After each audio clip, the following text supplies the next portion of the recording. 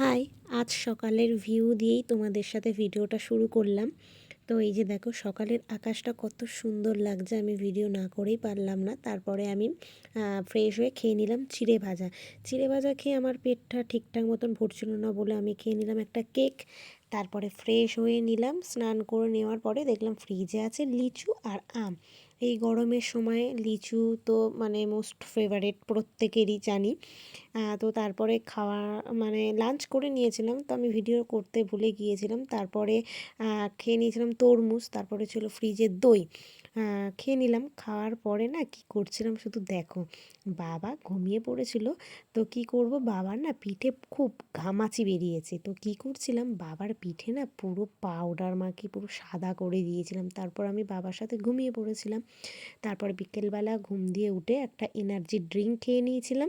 খাওয়ার পরে বিকেলবেলা আমি আর আমার একটা বোন এটা ঘুরতে গিয়েছিলাম। তো দেখো, তো আজকের এই পর্যন্ত।